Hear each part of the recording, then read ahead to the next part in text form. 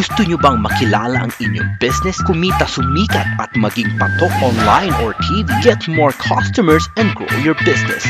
Advertise now. From the studios of Litter News Philippines, Errol Dakame of Kamao Asset.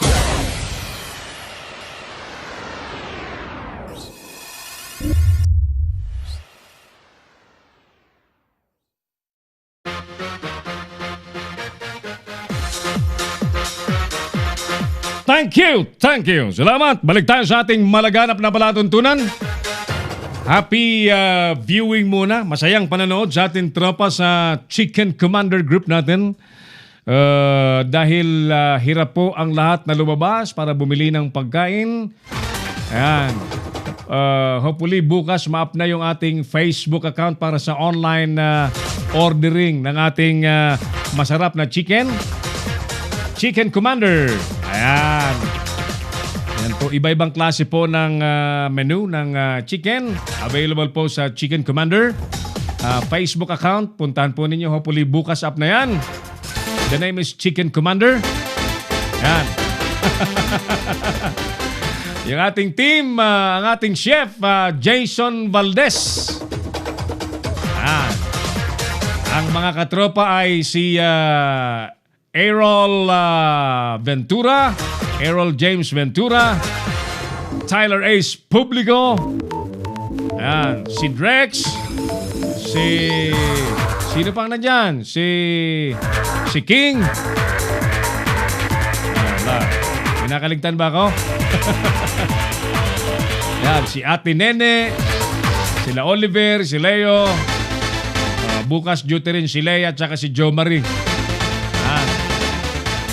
Chicken Commander, very soon sa mga mahilig pong kumain ng chicken. Kakaibang lasa po ng chicken ang available po sa Chicken Commander. The name is Chicken Commander. Sarap!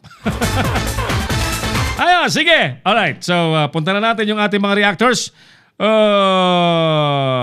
Si Sir George Ubaldo Sabay ng Tacloban, thank you. By the way, I would like to invite once again yung mga involved po, engaged sa online works, especially on online broadcasting. Sumali po kayo sa Philippine Online Broadcasters Association. Mas may enhance po ang inyong mga talents and skills. Mas ma-level up ang professionalism po ninyo in online broadcastings, and you will learn so much because we gotta provide related workshops na mas magpapaganda po ng inyong mga online craft. Yan. Tawag po kayo sa mga interesadong sumali po sa Philippine Online Broadcasters Association, the only legitimate registered with the Securities and Exchange Commission. Napakadali pong sumali. I-PM nyo lang po ako and I'm gonna send you the online registration form. I-fill up po ninyo, then i-send back po ninyo. Nasa system na kayo, pre-registered na kayo. All you have to do to complete your registration as member ay bayaran po yung membership fee. Yan, yung required membership fee. Para po sa karagdagang detalye, 0995-148-3605. Hello sa mga online broadcasters, online producer, content producers, bloggers na gusto pong mapaganda pa ang kanilang mga masterpiece online at ma-monetize po ng mas maayos yung kanilang mga gawa, ano? POBA, Philippine Online Broadcasters Association. Yan. At nagkataon, ang inyo pong lingkod ang founder and president. Yan. Ang ating chairman of the board naman, si Gani Oro. Ayan. Ang ating mga board of directors. Ang ating vice president for international affairs, si paring Bong David. Vice president for government affairs, paring Jun Burnazal. Vice chairman, si paring Mario Batigas. Ang ating secretary, ang may-ari po ng Cho TV, paring Chofilos Santos. Yan. Ang ating kasama kailanman, BOD and Treasurer, paring Oliver Licop. Siya po makakatanggap ng inyo pong mga pre-registration sa online. No? Tawag po kayo 0995-148-3605. Balik PM niyo po ako, ha? Sa mga nais pong sumali. Kapag ka sumali po kayo, you gonna undergo workshops para yung craft po ng mobile journalism ay matutunan po ninyo. Yung tama talaga. Okay, sige. Sabi ni Manoy Arnel, Clavisillas ng Quezon City, dapat automatic dismissal kapag sinampahan ng kaso, kriminal o administratibo ang sinumang barangay official, perpetual disqualification to prevent running for any public office upon conviction. Yan po ay ang hatol ni Manoy Arnel Clavisillas. Dati rin po itong konsihal ng bayan. Dati rin po itong, hindi lang basta dati, top-notcher na konsihal ng bayan sa 3rd District ng Albay. Dati pong reporter broadcaster at dati pong technical assistant sa Malacanang during pero ngayon po ay is working with the BARM, the Bangsamoro Autonomous Region in Muslim Mindanao. Yan. Engineer Ike Enrique Babuyo. Sabi ni Primong Enrique, stay safe, Primo. Salamat tabi, mabalos tabi, Primong Iking.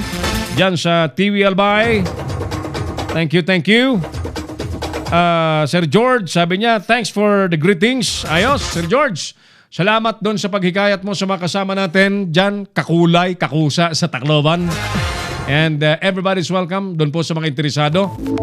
Kahit hindi pa masyadong sanay, basta willing matuto. Kami naman po ay willing magturo. Yan. Huwag lang gagawa ng bawal. Yan. Tagumpay ba mga suki o hindi ang ombudsman sa kampanya laban sa korupsyon? Hindi na natin maibalik sa linya si attorney. Nahirapan na yung linya natin. Di bale, tuloy natin yung mga reactors natin, mga suki. At 10 minutes bago mag-alas 5, magsasahimpapawid na po tayo sa Pinoy Extreme Channel. Susan Monasterial, wala pa akong nabalita na nakasuhan ng ombudsman. Alam ko kasi yung kawatan, pinapawalang sala at nahalal pa nga ng mga senador. Yan. Aida Gonzales, hindi. Remedios Chowa Cuico, no. Renato Claudio, ombudsman pala. Hindi ombudsman, ombudsman ng Kagaw. O else, Bernard Gerard ng Parañaque, never, bro.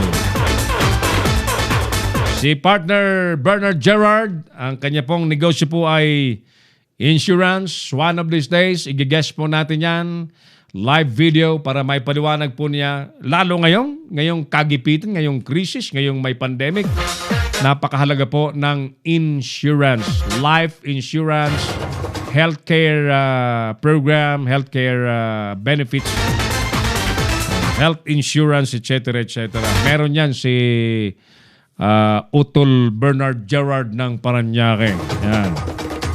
Hindi ko lang matandaan yung brand name, yung company name. Baka bukas, may salang natin si Bro Bernard. Jeric Penson Bahaka ng Nueva Ecija. Wala pa akong alam na pinagtagumpayan ng ombudsman laban sa korupsyon. Itong naging pandemya, harapan ng korupsyon, may nangyari na ba? Paring Jeric, Boss Jeric, bay hinihikayat ng Pangulo ang sinuman na nanonood sa akin ngayon, na mag-file po kayo ng complaint, mag-provide ng informations, mag-provide ng witnesses, mag-provide ng, yan, sabi ng mga Bisayang kapatid natin, ebidensya. Yan, ebidensya. Kasi yung kaso po ay hindi naman magtatagumpay kung walang ebidensya at testigo. Tuloy tayo. Hiyalin, Tinguban Konsulta. Di po! Grabe pa rin ang korupsyon sa Pinas. Imbis na maawa sa taong bayan. Ewan, sana ayusin nila at unahin tulungan ng taong bayan.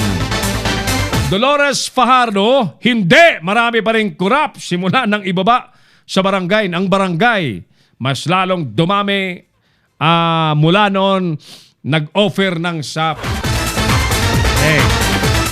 So ulitin ko ha, may alok ang Malacanang na 30,000 pesos na pabuya sa sino man po makapagsasampa ng kaso with sufficient evidence and witnesses.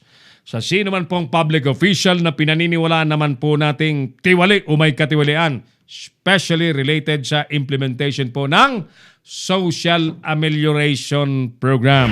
Hinihikayat ng Pangulo na magreklamo. Magreklamo yung mga hindi nabigyan at bakit hindi nabigyan. Kasi as Attorney Milanio Batas Mauricio had been explaining kanina sa interview natin, hindi lamang yung akto ng direktang pagkupit doon sa pera ang maituturing na katiwalian. Kasama rin sa katiwalian ang pagbibigay ng benepisyo sa kamag-anak sa halip na ang bigyan ng benepisyo ay yung mga karapat-dapat. Kamag-anak, anak, asawa. Diyan sa Tarlac may nagtatanong lamang ng listahan kasi gustong makita at magkaroon ng transparency sa listahan by inaway-away na nung magaling na kapitan dyan sa Tarlac. Yung nais lamang pong makita yung listahan, parang takot na takot yung kapitan. Maalala po ninyo yung ating isinalang nung Friday na sinumbong, pinarating na natin po sa DILG. At yan po pinoproseso na po yung formal na reklamo at yung video mismo makapagsasabi sa abuso ng kapitan na napag-usapan natin last Friday. Kayo pong mga nanonood sa akin, kung may makikita po kayong katiwalian, pang-abuso, sa tingin po niyo panlalamang ng mga nasa pwesto, barangay official, nasa LGU, kunan nyo po ng video sapagkat ang video magsisilbi po yun na ebidensya. At hindi po tulad ng picture, ang video hindi po nagsisinungaling. Hindi po napo-photoshop ang video. Ang picture napo-photoshop.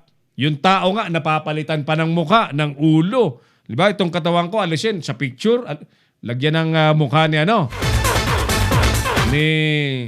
ni Kevin Costner. Diba? Sa Photoshop, sa technology, sa editing.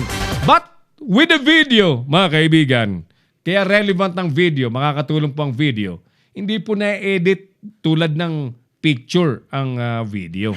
Hindi po ganon. Kaya magagamit po ang video. Kunan nyo ng video, ha? Kunan nyo ng video para ayos tayo. Okay, sige. Ang bilis naman ng ating oras, mga kaibigan. We need to go back na sa ating main issues. Na binantayan sa maghapon, issue po ng anomalya sa pamamahagi po ng cash aid. Pinaiimbestigahan na po ng DILG sa PNP. 195 pong preso sa Bilibid, nag-positive po sa virus. Pinakamalaking COVID swabbing center naman sa Maynila, bubuksan na po bukas ng Miyerkules.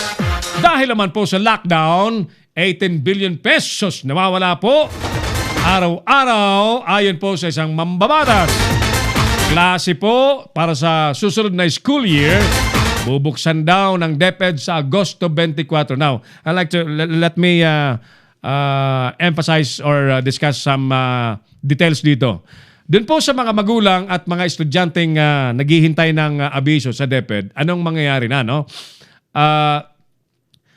Ang pinag-usapan ngayon ay yung opening ng klase, no?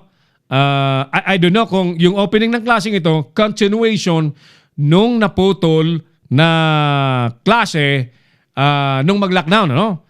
Ang sinasabi po ng DepEd, magbubukas na raw po ang klase sa Agosto 24. And this is prior to whatever decision of the IATF, mga kaibigan. Ang paliwanag po ng DepEd, hindi naman po daw kasi necessarily pumasok ng physical or in physical, papasok yung mga estudyante sa mga eskwelahan, sa mga classrooms. They are planning to implement online classes.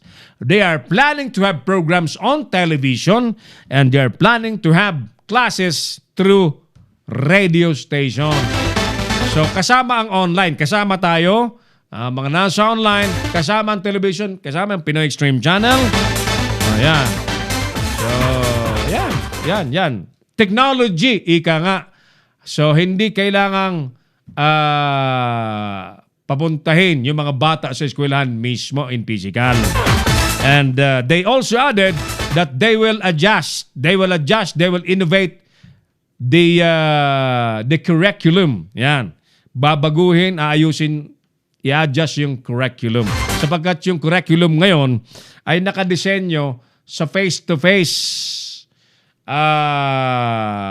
study with in a classroom setting na merong teacher at naroon in physical yung mga bata. Hindi na po ganyan ngayon ang mangyayari.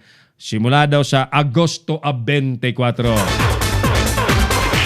Tuloy tayo, Deped. Kinansila na po ang palarong pambansa at iba pang big events. Kung di daw papayagang mag-operate, ito na. Kung di daw po papayagang mag-operate ng tuloy-tuloy ang ABS-CBN, ipapakontempt kakasuhan po ng Kongreso ang NTC. By, ito? Ito testing ito. Sino ba ang powerful? OSG? Si Kalida o ang Kongreso? Sinasabi po ng Kongreso na tanging Kongreso ang may kapangyarihan na magbigay o mag-reject ng franchise. Ang sabi ng mga congressman ay hayaan dapat ng OSG, ang Kongreso na iproseso yung franchise application ng ABS-CBN. Yan. By the way, wala namang sinasabi ng presidente ngayon. Diba? Wala nang sinasabi ang presidente. In fact, the latest twist right now, nagsorry po ang presidente sa dalawang oligarchs, namely Ayalas and Pangilinan. Nagsorry sa maanghang daw na pananalita ng Pangulo. Ayan. At na-realize ng Pangulo ang tulong ng pribadong sektor, especially ng dalawang yan, sa panahon daw po ng krisis. PhilHealth, pinabulaan na naman po ang umano'y 180 million na utang sa UST Hospital. MVP, nagpasalamat po sa paghingi ng sorry ng Pangulo. At LTFRB, sang-ayon daw o hindi po, sang-ayon, kontra sa anumang taas pasahe sa mga pampasaherong jeep. Tagumpay nga ba o hindi ang ombudsman sa kampanya laban sa korupsyon? Outright, sasabihin po natin, hindi po maramdaman. Until now, lagana po ang korupsyon. Napakahirap pong mag-convict ng corruption cases, ano ho? Especially kung ang mga korte, ang mga in charge ay tao din na posibleng makurap. Ang hirap, di ba? Ang hirap. Hindi po sila makina, hindi po sila computer, hindi po sila robot. Posibleng makurap din. May kasabihan nga, di ba? That justice delayed is justice denied. So, patagalin na lang. Marami pong kaso dyan sa ombudsman. Samtambak ang kaso po ng halos mga public officials na naupo sa mga pwesto. Lahat halos sila dyan may nakasampang kaso. Pero nakikita natin, naubos na lamang yung termino, nakatapos na ng termino, o namatay na yung ikinaso, idinimanda. Hindi pa tapos po yung kaso.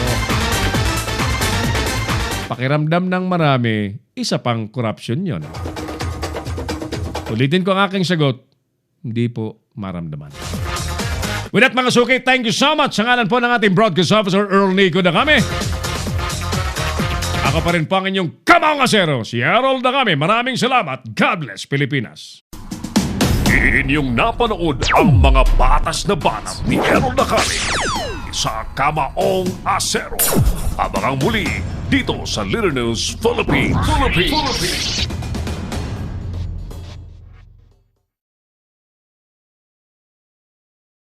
Bring your business over 1 million TV or online. Reach your target customers anytime, anywhere. Your brand on TV or on the web. Get more customers and grow your business. Advertise now.